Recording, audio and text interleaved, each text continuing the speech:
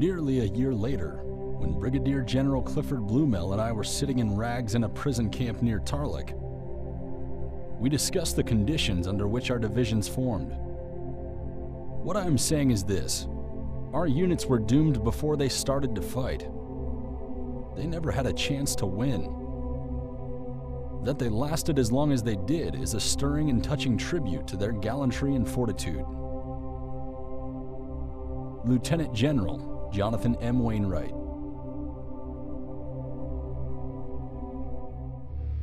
As part of their plan to seize resource-rich territories held by Europe and the United States, Imperial Japanese forces under the command of General Masaharu Homma invaded the Philippines on 8 December 1941.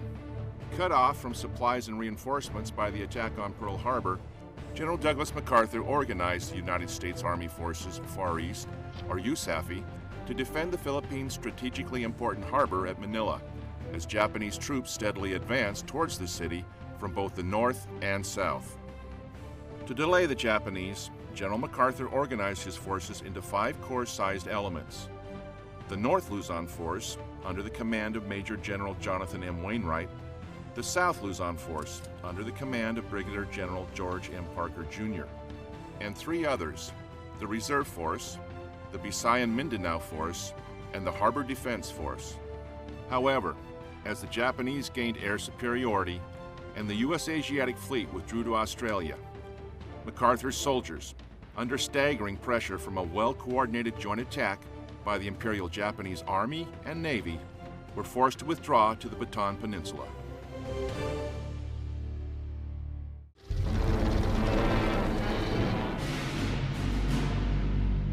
With War Plan Orange in effect, MacArthur shifted focus from destroying Japanese forces attempting to invade Luzon to delaying their advance long enough to allow him to withdraw his forces to the Bataan Peninsula.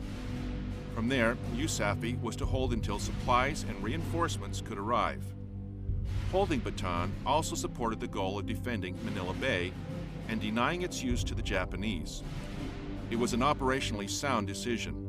Withdrawing his forces to the peninsula would negate the Japanese numerical advantage and allow MacArthur to concentrate his defense along a narrow front. To accomplish this, MacArthur ordered the relocation of USAFE headquarters to Corregidor, after which he declared Manila an open city. General MacArthur, Commander-in-Chief of the United States Armed Forces in the Far East, announced, to spare the capital from the ravages of war, I have today declared Manila as an open city.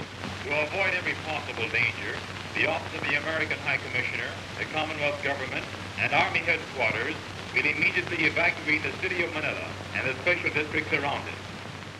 While USAFE forces delayed the Japanese, supplies had to be moved to Bataan and Corregidor. Admiral Hart, commander of the Asiatic Fleet, left the Philippines on 25 December to join his naval forces to the south.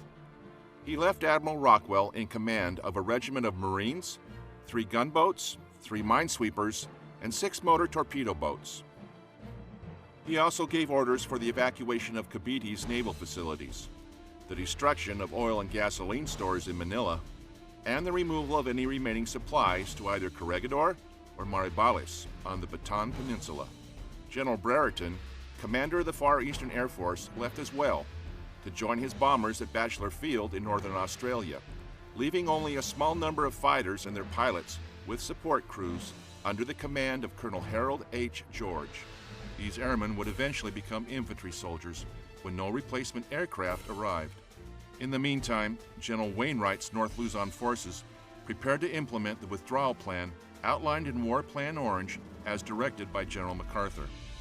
Under this plan, Wainwright's forces were to keep the junction open where Route 7, the road into Bataan, intersected with Route 3. This was to be accomplished through successive withdrawals along 5 defensive lines, curving south towards Bataan. Each position was to be held only long enough to allow the enemy to prepare an organized attack and then abandon for the next defensive position further south. Army doctrine explains that a delay is one of the most demanding ground combat operations. A delay wears down the enemy so that friendly forces can regain the initiative through offensive action, buy time to establish an effective defense, or determine enemy intentions as part of a security operation. Normally in a delay, inflicting casualties is secondary to gaining time. Except when directed to prevent enemy penetration of a phase line for a specific duration, a force conducting a delay avoids becoming decisively engaged. Delays typically require areas of operation with significant depth to enable forces to trade space for time. Like other operations, commanders organize their forces into a security force, a main body, and a reserve. The security force conducts reconnaissance operations to determine the enemy's scheme of maneuver. The main body is assigned an area of operations that includes the enemy's most likely avenue of approach. The main body then begins engagement area development while also preparing primary, supplementary, and subsequent battle positions. Primary positions are positions that cover the enemy's most likely avenue of approach into the area of operations. Supplementary positions are defensive positions that provide the best sectors of fire in defensive terrain along an avenue of approach that is not the primary avenue where the enemy is expected to attack. Subsequent positions are positions that a unit expects to move to during the course of a battle. In addition to battle positions, phase lines, and engagement areas, delays have several unique control measures used to coordinate maneuver and fires to delay within the time requirements established by the commander. These include delay lines, trigger lines, and disengagement lines. A delay line is a phase line where the date and time before which the enemy is not allowed to cross the phase line is depicted as part of the graphic control measure. A trigger line is a phase line located on identifiable terrain that crosses the engagement area and is used to initiate mass fires into the engagement area. Commanders may also establish engagement criteria to be used in conjunction with a trigger line. For example, engagement criteria may consist of a specified number of enemy troops or vehicles entering the engagement area or crossing the trigger line before friendly forces are permitted to engage. A disengagement line is a phase line located on identifiable terrain that, when crossed by the enemy, signals to defending elements that it is time to displace to their next position. Commanders also establish disengagement criteria, such as a number of enemy vehicles by type entering the engagement area, friendly losses, or enemy movement to flanking locations. Disengagement criteria and disengagement lines are used to prevent friendly forces from becoming decisively engaged. The delay begins with friendly forces occupying their battle positions. Once enemy forces cross the trigger line, friendly forces mass fires into the engagement areas until the enemy crosses the disengagement line. When the enemy crosses the disengagement line, friendly forces begin moving to their subsequent battle positions. This movement is typically staggered by units and battle positions to maintain contact with the enemy. They employ indirect fire, electronic warfare, and obscuration fires to cover and screen their movement. The reserve force may also be used to help the main body disengage. Similar to when a force bounds forward, a delaying force breaking contact with the enemy withdraws to either successive or alternate battle positions. More flexible than successive positions, alternate positions are arrayed along different phase lines and are used in areas of operation with significant depth. However, alternate positions require numerous rearward passage of lines that can complicate operations.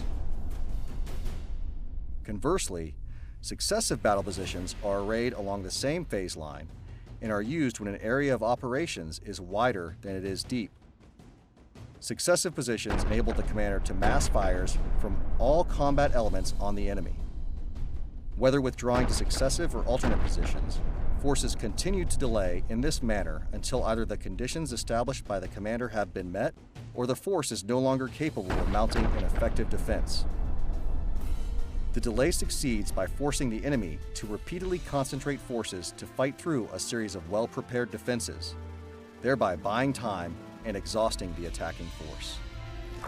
A delaying action would allow the South Luzon force, now under command of Major General Albert M. Jones, to withdraw west and north along their own successive defensive lines leading around Manila. They would then cross the Pampanga River by way of the two bridges at Calumpit, moved to San Fernando, and then turned south, moving into Bataan. While the North Luzon Force delayed, the Bataan Defense Force, comprised of those soldiers already in place, with the Philippine 31st and 41st Infantry Divisions, would prepare the peninsula's line of defense under General Parker. MacArthur hoped the protracted withdrawal of the North Luzon Force during the day would slow the Japanese by causing them to deploy their forces before each line. Then, at night, he would withdraw his soldiers under cover of darkness, leaving a small force of infantry and artillery to defend their withdrawal. Before dawn, these forces would withdraw to avoid being targeted by enemy aircraft. The delay was designed to buy time for the South Luzon Force to make it safely to Bataan by the cutoff date of 8 January.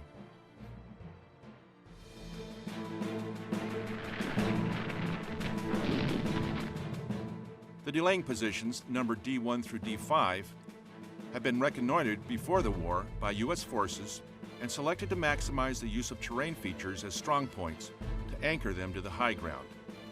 According to Army Doctrine Publication 3-90, a strong point is a heavily fortified battle position tied to a natural or reinforcing obstacle to create an anchor for the defense or to deny the enemy decisive or key terrain. Each line was approximately one night's march away from each other. Line D5 was the only phase line designated for a protracted defense, since it was the area through which both South and North Luzon forces would move through to Bataan. Although unit histories refer to D1 through D5 as lines, they were in actuality too large an area to be covered by available forces, and were only delaying positions designed to be held for one day, before defending forces retrograded to the next line further south. In support of these delaying actions, General Weaver's Provisional Tank Group was to cover the withdrawal by counterattacking along enemy avenues of approach and halting the enemy's tanks. By deploying on opposite sides of the road at curves and bends, they hoped to leverage their main gun's ability to traverse and employ overlapping fields of fire. This tactic would also enable them to maintain an escape route. Engineers, primarily from the 91st Philippine Division, would also play a significant part in these delaying actions, since they were responsible for maintaining roads and bridges ahead of the forces falling back, as well as destroying those same roads and bridges to halt the enemy's advance. Overall, the withdrawal plan had been well prepared ahead of time. Unfortunately, the Bataan Defense Force still faced two major obstacles. First, Japanese air power continued to harass and attack them. Second, was the tension caused between supplying the forces fighting the delay and the simultaneous storing of supplies on Bataan for the embittered siege that was to follow.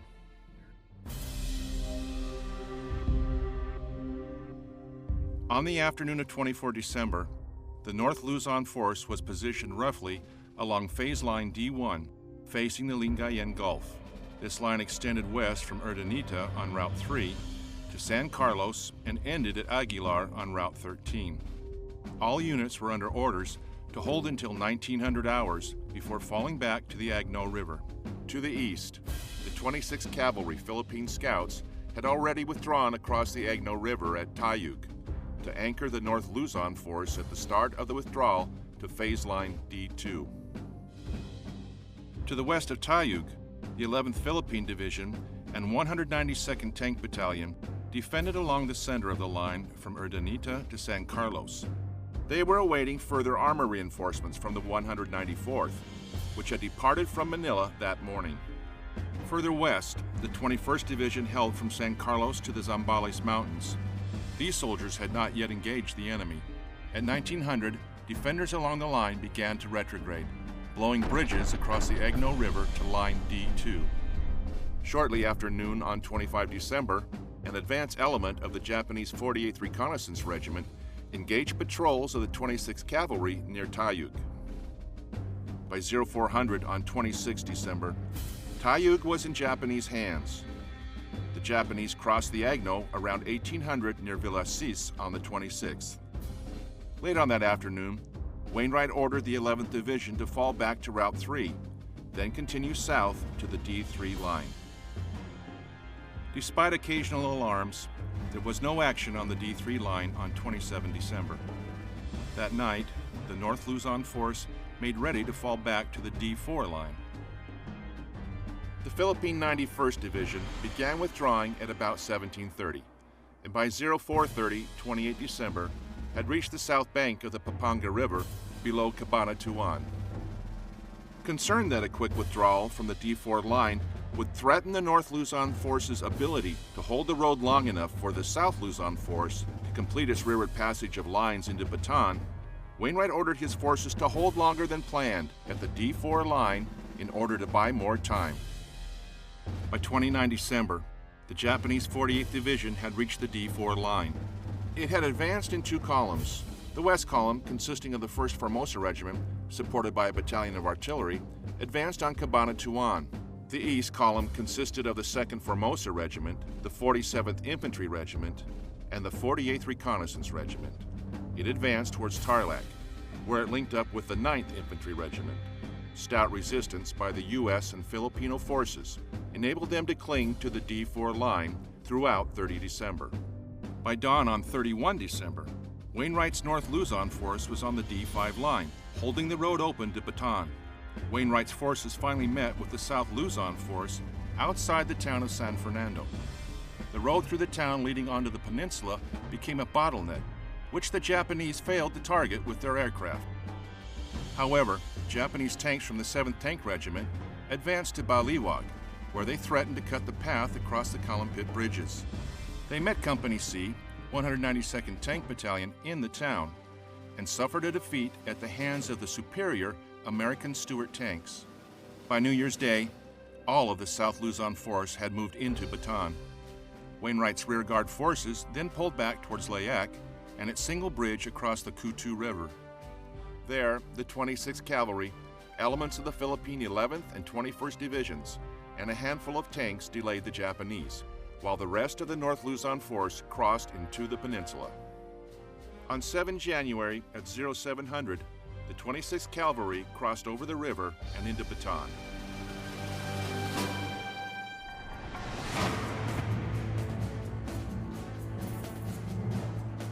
Before the Japanese attacked Bataan, MacArthur's forces experienced a bit of luck. Homa's most experienced division, the 48th, was reassigned to support the Dutch East Indies campaign. Inexperienced reservists from the 65th Brigade took their place. The brief halt in hostilities, as Homa reorganized part of his force, allowed the soldiers on Bataan time to prepare their defensive positions. MacArthur's plan for the defense of Bataan was based on an advanced defensive line separated in the middle by what was considered the impassable terrain of Mount Natib. However, Mount Natib's dense vegetation and elevation precluded its use as a strong point, as forces occupying the mountain were unable to use the position to mass fires on the enemy.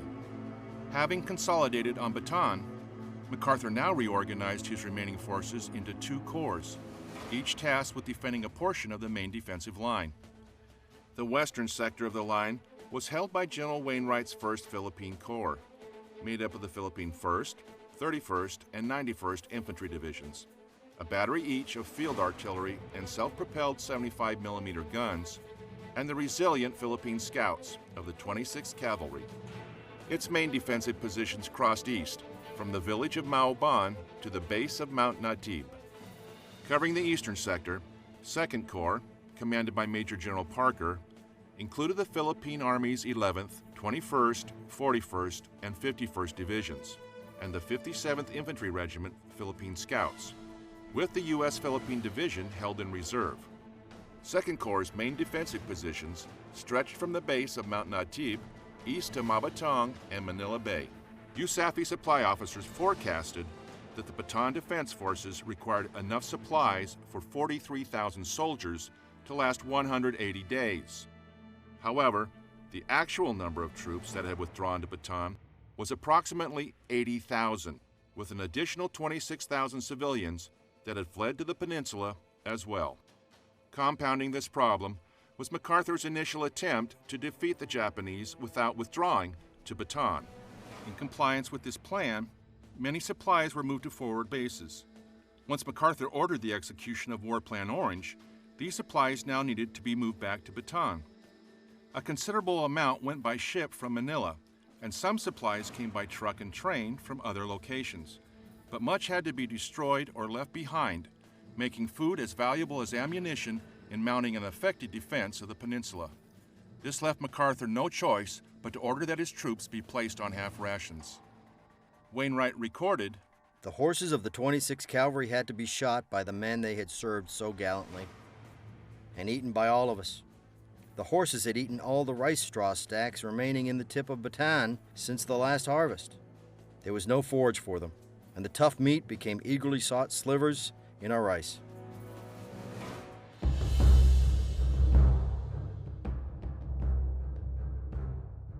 On 9 January 1942, the Japanese initiated an artillery barrage against 2nd Corps, whose wider and flatter area of operations was less defensible than the narrow, hilly region 1st Corps occupied. Following the barrage, 2 regiments of Japanese infantry attacked, supported by artillery and tanks. For 7 days, 2nd Corps defended against the Japanese, who eventually penetrated its left flank and forced it to withdraw east and then south along the coast road. Fierce fighting also occurred between 1st Corps and the Japanese when they penetrated the defenders' front and eastern flank along Mount Natib, showing that the mountain's jungle was not as impenetrable as the Americans had estimated. Recognizing that both corps were outflanked along the divide between their forces, General MacArthur ordered their withdrawal to a new position on the night of 22 January. This new position was more defensible, running uninterrupted between the towns of Bagak on the west and Orion on the east. For 2 nights, both corps withdrew under the cover of 75mm guns and General Weaver's tank group in an effort to reestablish their new line of defense and make a final attempt to save Bataan. MacArthur wired General Marshall to report his situation and losses. He reported that he had lost 35% of his entire force, with some divisions only operating at 40% strength. He explained that the Japanese were now able to reinforce at will, and that the defense of Bataan had become a battle of attrition.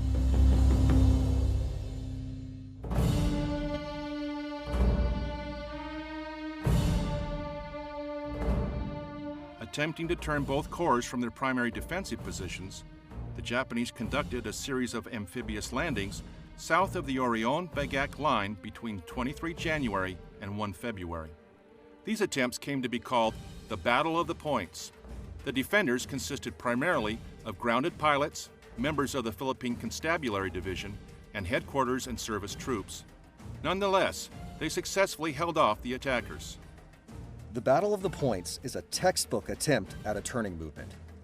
Field Manual 3-90-1 explains that a turning movement is a form of maneuver in which the attacking force seeks to avoid the enemy's principal defensive positions by seizing objectives behind the enemy's current positions, thereby causing the enemy force to move out of their current positions or divert major forces to meet the threat.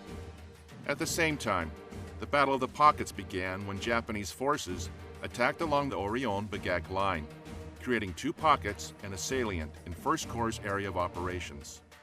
In Wainwright's 1st Corps area, Japanese attacks were initially repulsed, but then Colonel Yorimasa Yoshioka's 20th Infantry Regiment found an opening on the Philippine 1st Regular Division's west flank and was able to penetrate into the division's rear. Yoshioka's force had difficulties navigating the dense jungle and soon split into 2 groups.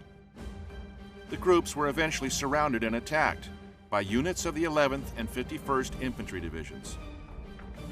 On 27 January, Lieutenant General Akira Nara's reinforced 65th Brigade attempted to penetrate 2nd Corps' defensive positions along a small path known as Trail Number 2.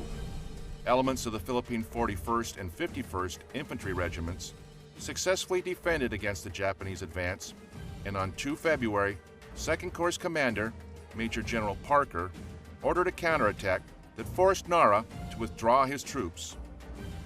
On 8 February, Lieutenant General Homa, after considering his increasing number of casualties, ordered a withdrawal of the 14th Army from their forward positions. He then called on Imperial Japanese headquarters to send reinforcements and conducted an operational pause until they arrived. This decision upset the Japanese timetable for operations in the South Pacific. Encouraged by their successful defense of the peninsula, soldiers in the field requested permission to pursue the enemy, but their requests were denied. MacArthur knew that his troops were isolated with limited resources, whereas the Japanese would receive aerial and naval resupply and reinforcements, originally destined for French Indochina. Instead, for the rest of February, MacArthur reconstituted his forces and strengthened their fortifications in preparation for the coming attacks.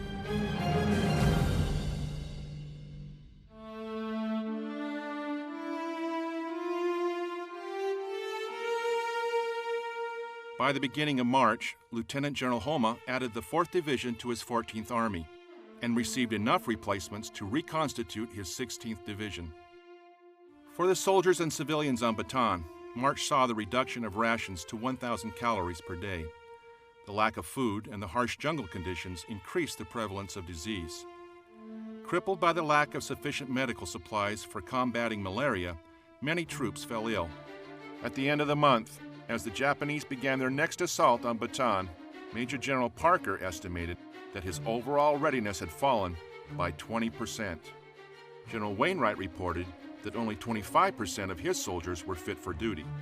Wainwright later wrote in his memoirs, If we had had something in our bellies, some hope that we could expect help from the United States, things might have been a little more endurable. But our perpetual hunger, steaming heat by day and night, the terrible malaria for which we did not have enough quinine, and the moans of the wounded were terribly hard on the men, especially when all this was piled on top of the knowledge that the Japanese were coming at us again, and there was little room for retreat. Recognizing the precarious position of the forces defending the Bataan Peninsula, President Roosevelt ordered General MacArthur to move to Australia. On 10 March, MacArthur briefed General Wainwright that he was leaving. MacArthur would retain command of the Philippine forces by establishing a liaison through his G4, Colonel Lewis C. Beebe. He placed Wainwright in command of the newly formed Luzon force, with 4 subordinate commands reporting to him. MacArthur also left the harbor defenses that were still intact under the command of Major General George F. Moore. On 12 March, General MacArthur left Corregidor with his USAFE staff. His final orders to Wainwright included the need to defend in depth and to fight as long as there remained the ability to resist. On 19 March, General Marshall, Chief of Staff of the U.S. Army, ordered Wainwright to assume command of all forces in the Philippines. On 21 March, Wainwright moved his command to Corregidor, which left the Luzon force in need of a commander. Major General Edward P. King, Jr., an artilleryman, was subsequently appointed and assumed command, with Major General Albert M. Jones taking command of 1st Corps and Major General George M. Parker retaining command of 2nd Corps. Before Wainwright left for Corregidor, he gave strict orders to Major General King not to surrender. Over the next 2 weeks, his soldiers' attempt to obey that order would ultimately end in tragedy.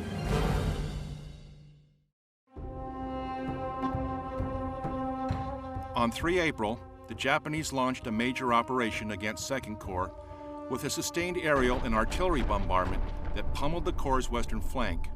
Infantry from the Japanese 4th Division and 65th Brigade then began their attack. After 4 months of little sleep, increasing sickness, and less food, the soldiers who defended the Orion-Bagak line were operating at less than 50%. As a result, the Japanese were able to break through the 2nd Corps' line of defense. Outflanked, Major General King ordered 1st Corps to reinforce 2nd Corps for a counterattack. With the help of what tanks remained in the Provisional Tank Group and the remaining soldiers of both Jones' Philippine Scouts of the 45th Infantry, with the American 31st Infantry Regiment, General Parker's 2nd Corps attempted a counterattack on 6 April. When the Philippine 31st Infantry Division moved out of its bivouac area at Lamau for the attack, it left behind approximately 1/3 of its soldiers who were in need of medical attention. Still, many of those same soldiers rose from their sickbeds to mount a defense. Wainwright later commented, Bataan was a hopeless hell, where everything was bad, except the will to live the memories of home, as torturous as they sometimes could be, and the ever-dimming hope that the great country we represented would somehow find a way to help us. Unfortunately, the Japanese had also planned an attack for the same day. When the various actions were over, the Japanese had driven a wedge between the two corps, occupied Mount Samat, the dominant height on Bataan, and were poised to attack 2nd Corps' exposed western flank for a push towards Manila Bay. Though both corps attempted to reform their defensive line over 7 and 8 April, the Japanese were too strong and too well supplied, forcing the defenders to withdraw to the docks at Maribalis, with the intention of falling back to Corregidor.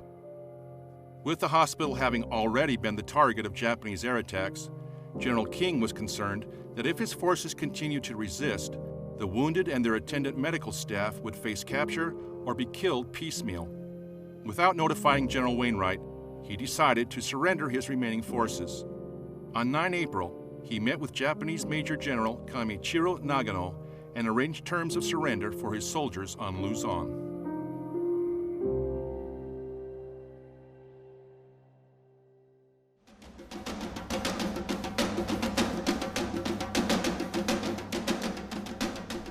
With Luzon under their control, the Japanese looked to attack Corregidor next. But before they could begin operations against Wainwright's last stronghold, they needed to move approximately 72,000 prisoners from Bataan. Unwilling to use limited assets to transport them to Camp O'Donnell, an army post converted to a prisoner of war camp, they force-marched the weakened soldiers 105 kilometers through the peninsula.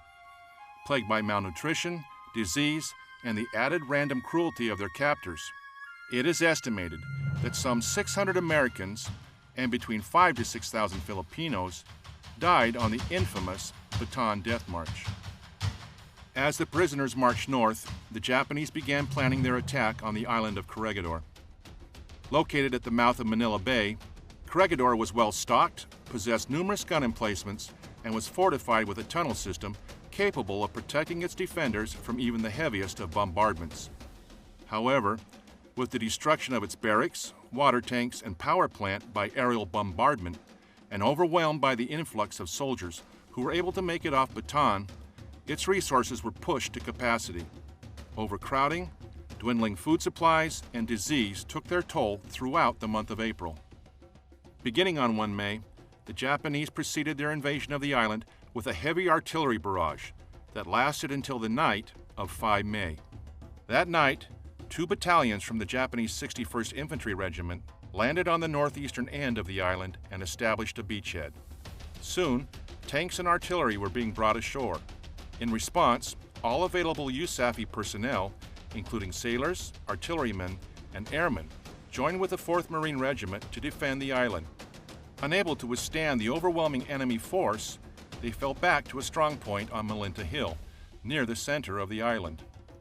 Realizing his command of 11,000 soldiers and staff were unable to effectively defend the island any longer, and having been authorized by President Roosevelt to determine when and if the Philippines should be surrendered, General Wainwright made the decision to lay down arms on 6 May.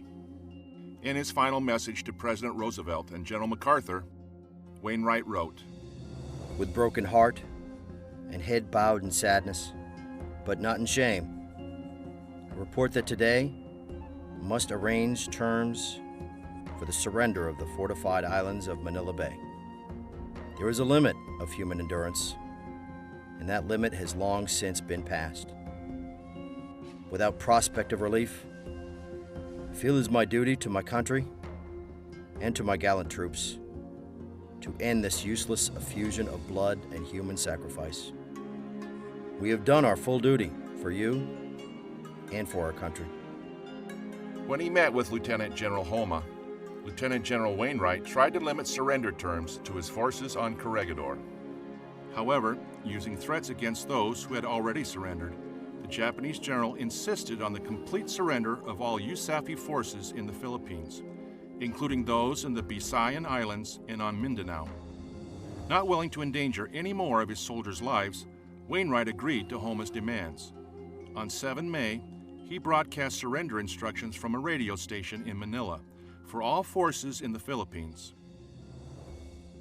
This is Lieutenant General Wainwright.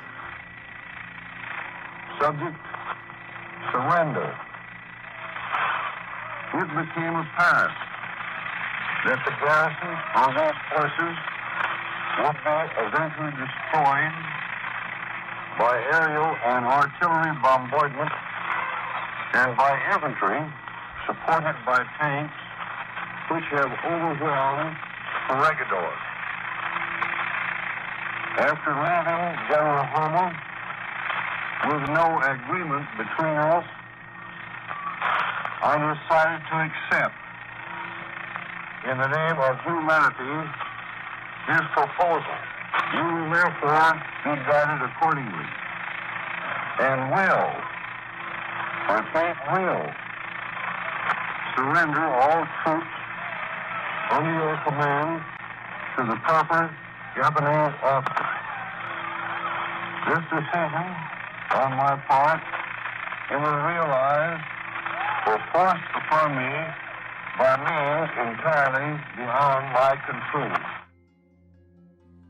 The next morning, 8 May, he sent written orders to his commanders to surrender. By 9 June, the majority of Wainwright's forces had complied. Nevertheless, a number of soldiers continued to lead Filipino guerrillas against the Japanese for the remainder of the war. Even the earliest war plans for the Philippines recognized the difficulty in defending such a remote military outpost. Years later, MacArthur gave his opinion that after the crippling of the U.S. Pacific Fleet at Pearl Harbor, the Philippines' chances for sustained defense were drastically reduced, if not made impossible. When half of the Far East Air Force was destroyed on 8 December, and Admiral Rockwell's naval forces departed for Australia, the ability to mount a joint defense of the island chain also became highly unlikely. Though MacArthur's defense of the islands was bold and well-planned, it suffered from a lack of well-trained forces, outdated equipment, and too few supplies. It was also challenged by the lack of infrastructure and the restrictive terrain across much of Luzon, which made repositioning forces laboriously slow. Despite these severe disadvantages, U.S. and Filipino troops effectively delayed Japanese forces for 5 months, forcing them to expend significant blood and treasure to take the island chain. It was the biggest day of General Hama's life, and 50,000 fanatic soldiers bought it for him with their lives. As far as the general was concerned, it would have been cheap at twice the price. Quote, Japan is prepared to lose 10 million lives in her war with America. How many is America prepared to lose? Had this not been the case, and had the Philippines fallen quickly in accordance with Japan's strategy, they may have been able to extend their planned conquest of Southeast Asia further.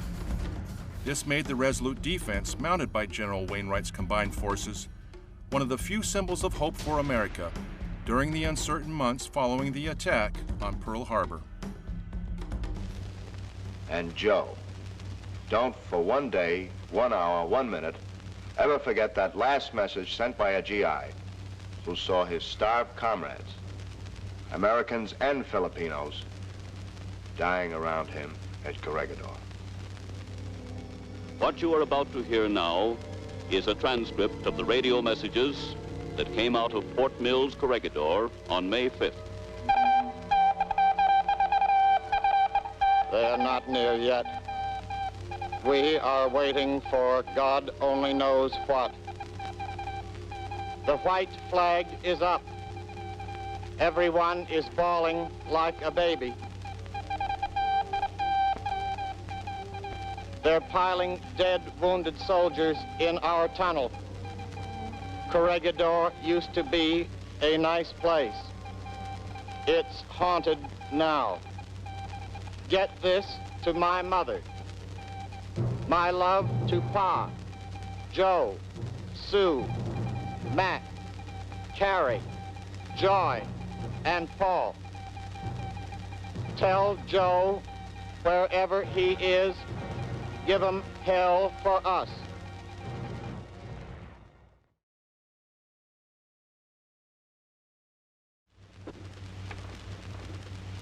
Just one word more. This isn't just another movie. Take it from me.